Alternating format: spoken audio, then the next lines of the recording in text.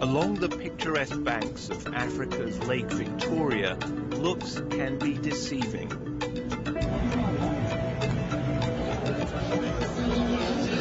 Today, an estimated 30 million people crowd these shores to benefit from the lake's booming fish trade and vast resources. The area's rapid population growth has taken a human toll among the poorest of the poor. Originally, I had 9 children. 6 died. All 6 of Helen Oyela's children died of cholera, a disease caused by consuming contaminated water or food. In the poorest communities of Uganda's capital city, Kampala, contaminated water is a fact of life. Chris Kanya Segwe with National Water and Sewerage Corporation blames contaminated water for the area's high rate of deadly diseases, among them cholera, typhoid and diarrhea. One of the reasons those diseases are happening is because of this water, which is not safe for drinking. So it's very important for you and your family to actually boil this water for drinking. Helen now boils all her water, but this is only one of the main sources of contamination. The other is lack of sanitation. And those who suffer the most are the urban poor, like Helen, driven here by conflict that raged in northern Uganda for decades. In areas with informal settlements, everyone has to pay for access to public toilets. If you do not have money, then you will have to use the bucket.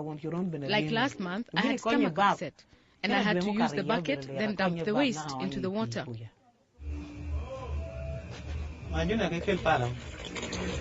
And late at night, Helen's neighbour faces a difficult choice. Empty the public toilet that's too full to use, or go without it. There's no other option in areas where waste removal trucks can't get access. This toilet stands in front of Kenneth Okello's home, an everyday reminder of the health hazard his children are exposed to. That is why I don't want to work at daytime. I want the children to be inside. But the next day, children eat and play in the very spot where the latrine was emptied. The contents end up 20 meters away on this solid layer of trash, a breeding ground for disease. Buried underneath, the channel that flows directly into Lake Victoria. Children have been actually crossing the channel over the wastes, and this is a very dangerous situation. Some of them were on barefoot.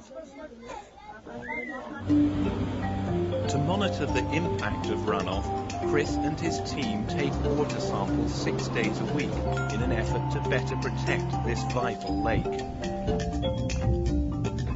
The pH is 9.23. The total dissolved solids 258. Indicators of pollution, floating hyacinth, green algae and black sludge are early signs of what's to come. Today's samples show more raw sewage than water near the channel. What's happening on Lake Victoria is not unusual. Worldwide, a staggering 90% of wastewater in developing countries is discharged untreated, polluting the world's rivers, lakes and seas. Today, Kampala is making concerted efforts to reverse these conditions. New kiosks provide clean water to 200,000 of the urban poor, at a fraction of the cost of bottled water. Water treatment plants get clean water into nearly 75% of urban homes that have services. And garbage collection and recycling are more common in neighborhoods where trucks can drive through. And projects to improve sanitation are expanding in surrounding areas like this one in Entebbe, supported by the United Nations Development Programme. We are tackling poverty, we are tackling conservation, and economic development in the right way.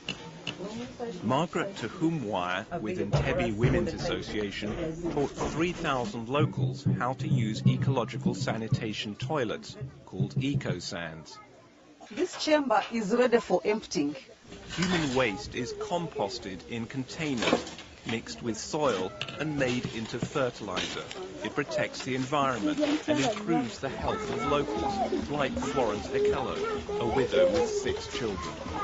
Since I got the new latrine, my kids have not been sick and the cases of illness have been low, particularly diarrhea. What's more, families sell the fertilizer for profit, bringing welcome income and reassurance to Florence. I want to build a future for my kids.